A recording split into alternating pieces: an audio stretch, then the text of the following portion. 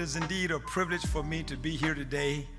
I've got one of the most honorable and distinguished guests I could actually have on this stage with me today. To share this platform, there's greatness here, and sometimes people don't find out what you really think about them until you put them in the light. But in the light is where they're supposed to discover that. It's good to kind of hide it as long as it's good anyway, so that you can actually feed to not their ego, but the sense of presence, in this case, prominence. This young man I consider a very distinguished gentleman. His name is the Honorable James Gallman, an Aiken native, graduated from Martha Schofield High School. He received a Bachelor of Science from Claflin University and a Master of Mathematics from the University of Tennessee. Throughout his professional career, he has made an impact in the lives of many, many, many youths. I can attest to that. Dr. Gallman has served as a teacher, a coach, an assistant principal, a principal, an assistant superintendent for Aiken County Public Schools. He also served for 7 years as the director for Aiken-Barnwell Regional Head Start program. He's been active in numerous civic and social organizations as well. Dr. Gallman has served as president of the Aiken County branch of the NAACP, the president of the South Carolina State Conference of the NAACP, and is currently a member of the National Board of the NAACP. He is the former chairman of the South Carolina Advisory Committee of the United States Commission on Civil Rights. He's also the chairman of the Aiken-Barnwell Housing Authority Board of Commissioners, and the current chairman of the Aiken-Barnwell Community Action Agency, Incorporated. Dr. Gallman is active in his church, where he serves as a treasurer, chairman of the trustee board, and assistant superintendent of the Sunday school at Friendship Baptist Church in Aiken, South Carolina. He currently holds membership in the Ambassadors Club of Aiken, the Royal Aikenites, and the Omega Psi Phi Fraternity, Incorporated. It is indeed a tremendous honor and privilege for me to have this opportunity to introduce to some and present to others none other than my first prominent patriarch here in the Aiken County area, one that has had a lasting impact upon my life.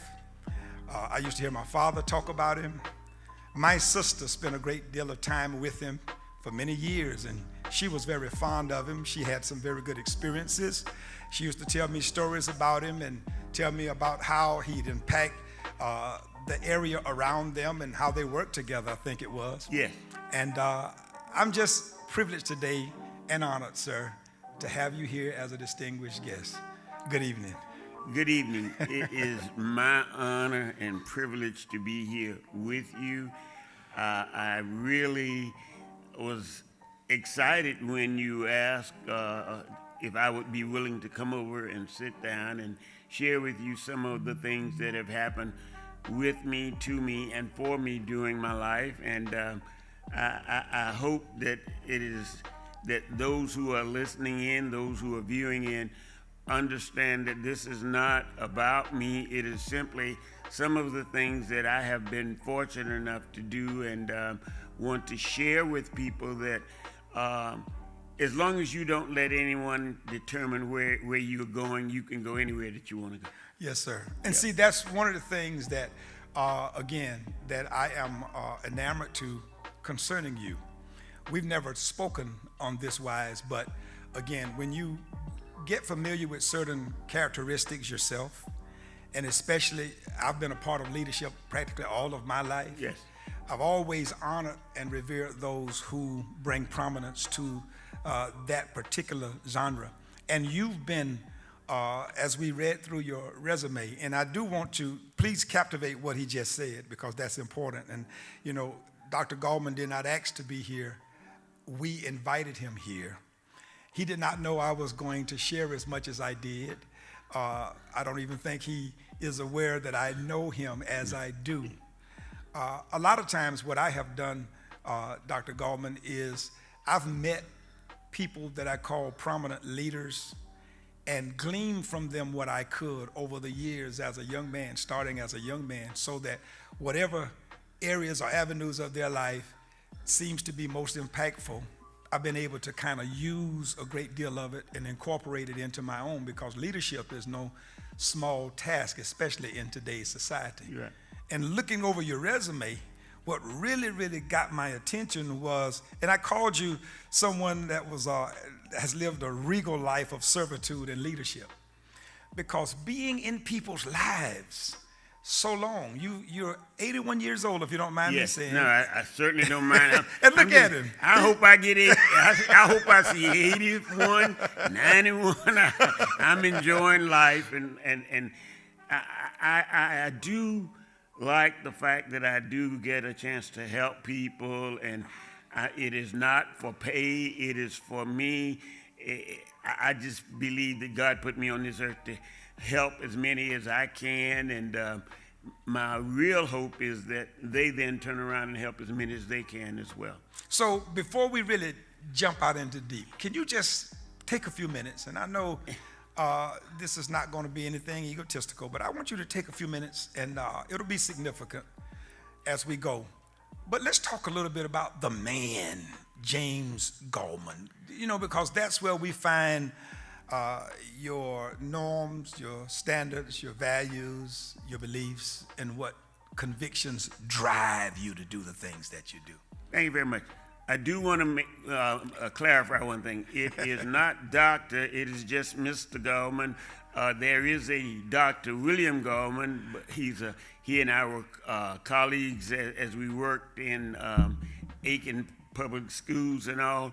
But I've never allowed the titles to mean that much to me. They really are not that important. Okay. But in fact, all of my friends call me James. Now, I know some would feel like, well, that's not appropriate and whatnot, but, and then, of course, those who I've worked with, it has been Mr. and also.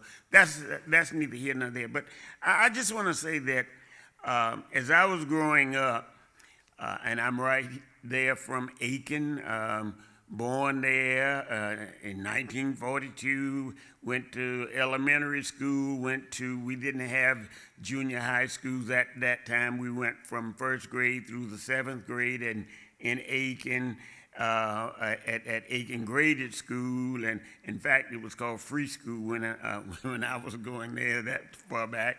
And then went to Schofield and was not talented enough to be a great athlete. My brother was, but I was not. But the the coach, Mr. James Taylor, who everyone admires still to this day, he asked me if I'd be willing to be like a water boy, a manager, or whatever. And so that's what I got to do, but I got to go to all the games. And in fact, many of my friends, including my brother, they knew you can't break any of the rules because James gonna tell Mr. Taylor on you because So he now wanna win. You mean to tell me you actually served, you attended school under James Taylor? Yes, well, in fact, when Mr. Taylor came there in, I believe it was 1954, 55 something, that was when I went there in the seventh grade, and during his entire time there, he allowed me to run around with those who were talented enough to play, and I could be their water boy, their ball boy, or whatever, and it was a very good experience because later on I became a coach, having stuff that I learned from Mr. Taylor, and also he was truly one of the people that I admired most. That was not a part of my family, and also that was a great experience for me. But the main thing that I learned when I was in elementary school was the protection of womanhood.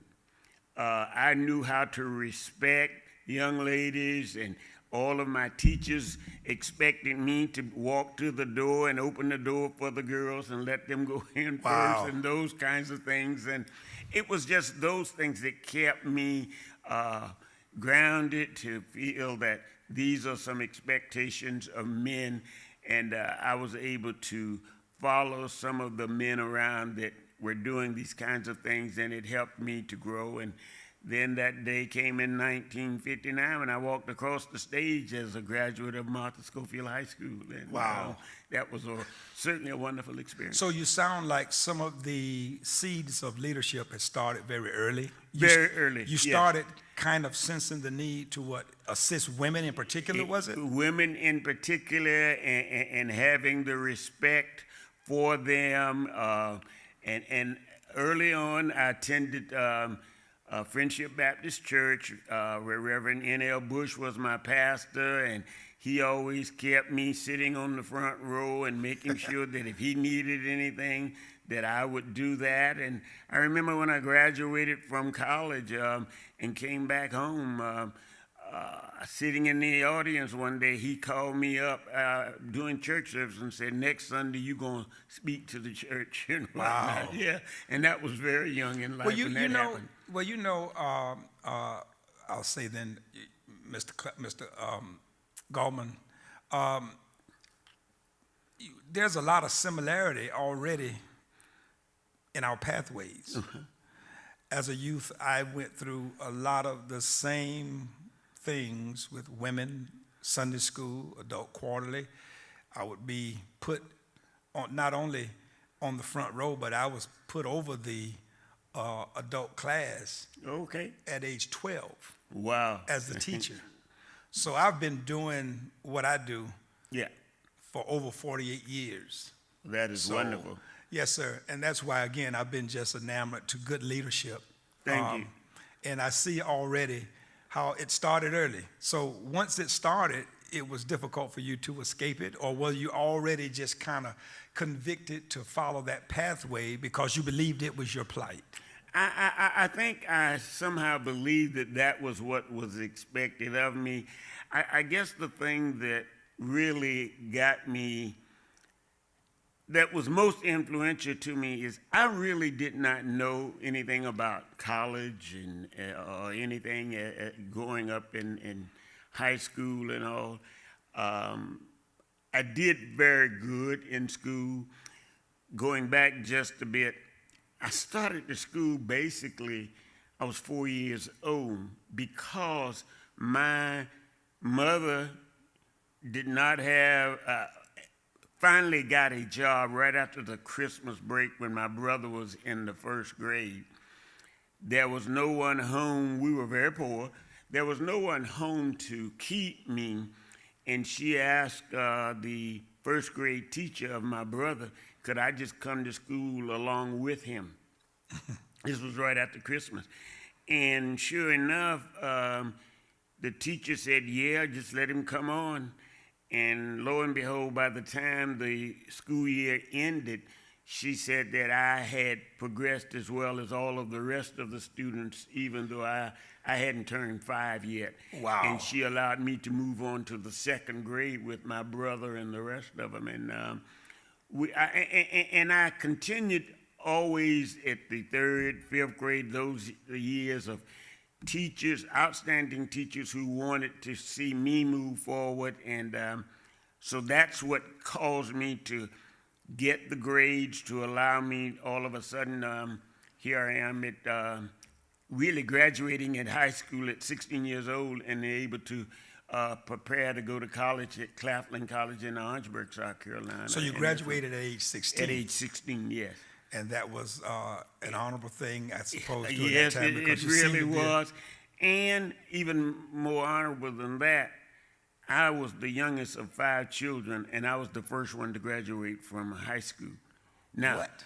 they all eventually graduated, but I was the first out of my family to graduate. And when we talk about going to college, I had no idea that where I would go or what I would do. I had a good friend, name was Reuben Fuller, and Reuben told me he was going to go the year before that down to Claflin, and I said, well, when I finish, I'll come down to Claflin too. I had no idea what it was, how we were going to, I certainly didn't know how to finance, we were going to finance it because, as I said, my mom was doing domestic work, ironing and cooking for Northerners that lived over on the south side of town. My dad did yard work and that kind of thing. So there was no fund set up that we were going to have for me to be able to go to college, but was able to get there and get on different programs that allowed me to finish 4 years of college, actually 4 years in the summer, and finished college at age 20. And Mr. Herman Fennell over at Jefferson High School, I got in contact with him to see if there was any vacant jobs, and he hired me, and I probably had not turned 21 yet to come in and be the teacher. And proudly, I was made the head of the math department in my very first year at Jefferson High School. So I saw in your resume that you were a mathematician. Yes, yes. So you actually were an expert in the course I struggle with most. Yeah, my sister was I always tell the story, she was always the head of her class. She graduated cum laude. I graduated cum laude quick. But I did win I was able to win because of her. She initiated an exchange in the 4th, 5th grade with me, wherein I actually started drawing pictures as an artist. Mm-hmm. And after she initiated that exchange in me, I went on to win a scholarship to the University of Kansas City as an artist in the 11th grade. Great. So, I always say it wasn't because of my academics, but it was because of my gift. And just listening at you talk, and I saw this thing that stood out as the mathematician. I thought, wow, here goes another one that's very good at math in this particular area. Now, I wanted to talk about something that you mentioned there. Let me slow you down just a little bit. Because there's a seed of courage that I see you actually manifesting very early on in your life.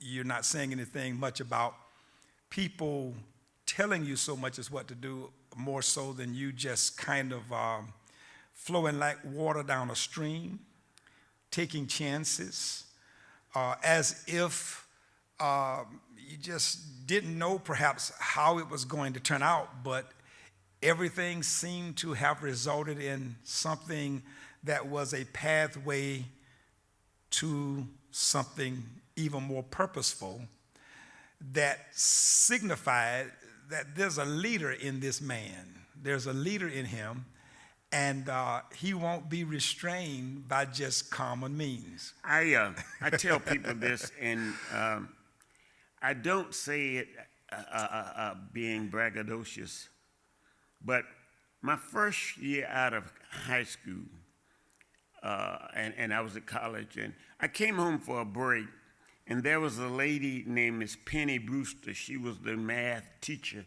at Schofield at the time, taught all of the higher levels of math. And she asked me when I, being home for a break, and came over to the school and walking around the campus and all, and she asked me where was I in school, and I told her at Claflin, and she asked me what was I majoring in.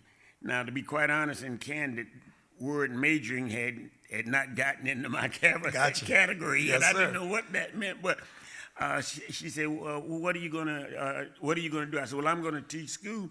And she said, well, what are you gonna teach? And I said, mathematics. Mrs. Penny Brewster, a lady I loved and admired, stood there and laughed that I thought I could major in mathematics.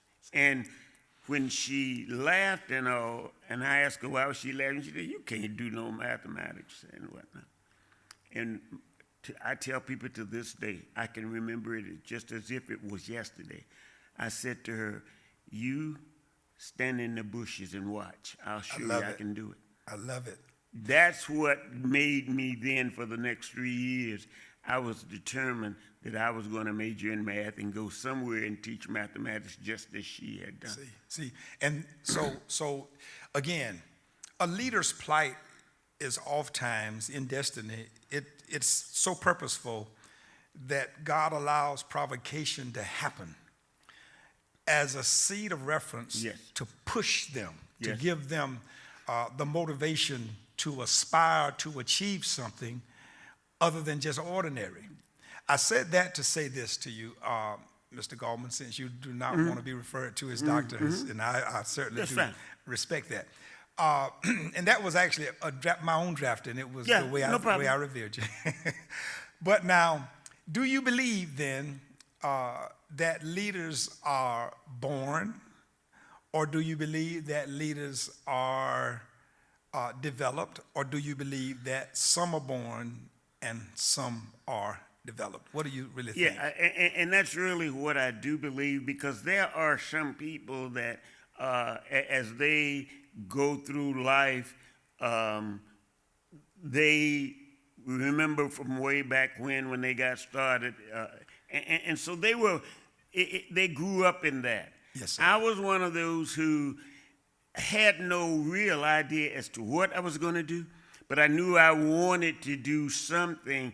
And so the development, it may have been that day standing in that room when she challenged me by saying I would never be able to teach math, that I made up in my mind, I'm going to do it now to show her that I'll do whatever I want. And I think it's so sad that so many young people allow people that they respect to determine where they're going to go and what they're going to do. They don't realize that God has given you as many gifts as you need and that you want. All you have to do is make up in your mind that I'm going to make it happen, because if he did not give it to me, then it would be something else for me not to make it. But knowing that he's allowed me to be anything that I want to be, then you have to just make the determination that you're going to go forward and move forward and make it happen. And that's what I did. And I was very pleased with that. A lot of experiences and a lot of good teachers that I ran into later on, they continued to help me to grow. And I don't make a big issue out of it, but I am not only a graduate of the University of Tennessee, but I am the first African-American math teacher to graduate from the University of Tennessee. See, that's very interesting. Again, there's so much that I'm hearing here that I'm wanting to just kind of just linger around, because you've got a great deal to invest in people that perhaps many are not aware of. Sometimes what we do is we pigeonhole you in a title. Yes. And as a result of that, we limit you and we restrict you from the potential impact that you can actually have on a populace. Yes. That's why I'm taking my time and prodding you a little bit there, because I know that you've, being someone that has a conviction for youths, I'm sure that you have invested in multiple ways in the development of youths, but you've also seen in many cases that some it's just difficult to pour into because they don't seem to have the capacity to receive or retain. You've seen a lot of that, as well as being able to assist. Yes. You want to speak to that for just a moment? Well, I think that one of the things that I have always tried to do was to say to young people, particularly those where I taught school or had opportunities to provide some type of leadership, is to let them know that their potential is unlimited. It is merely a commitment that they have to make, and as long as you commit to doing your very best, you may not get all of the things that you want, but at least you'll be able to show and demonstrate that here are some areas that I've grown, and I will continue to grow. And as I talk to young people now, I keep reminding them, don't let anyone make any decisions about where you're going to go and how you're going to get there. That's awesome. You make that decision. That's awesome. One of the things that I oftentimes say to leaders is that God never gives a man responsibility without giving him the ability to respond. Yeah. And so that's what responsibility is all about, is having the grace capacity to fulfill whatever my assignment in life consists of. And it seems that you've done a plethora of things that gives you the ability to invest not only just in men, but in women, in family, in community. You work civically, you work politically. You do Yes. so many other things. I tell you what we're going to do. Okay. We're going to take a little brief break, and then we're going to come back. And I was going to retain you to talk a little bit about man to man, but I'm going to just kind of carry on over from here that's because fine. you've got so much to offer just from this perspective. And maybe what I'll do at some point is bring you back, and we'll deal with the man to man concept. How I about will be that? more than happy to come back at any time.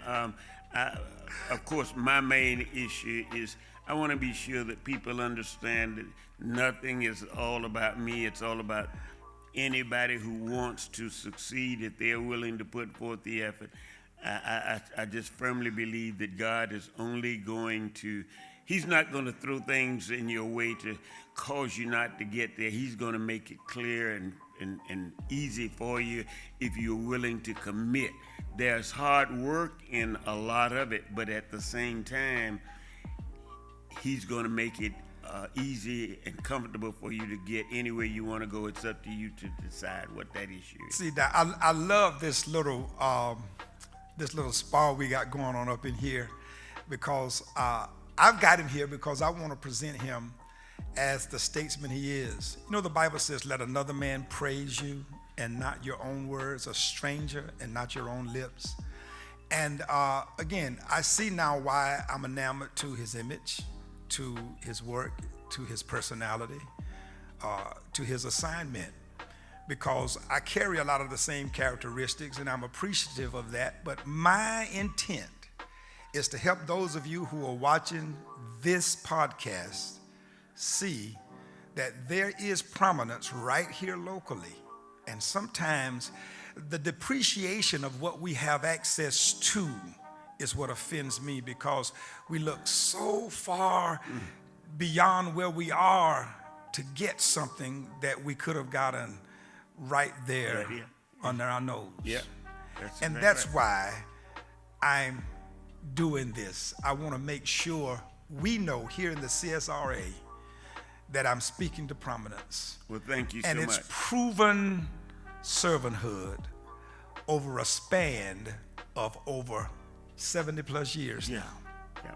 And so we'll be back in just a few minutes with yours truly, Bishop Bush, and none other than the Honorable James Gallman. Thank you so much. Yes.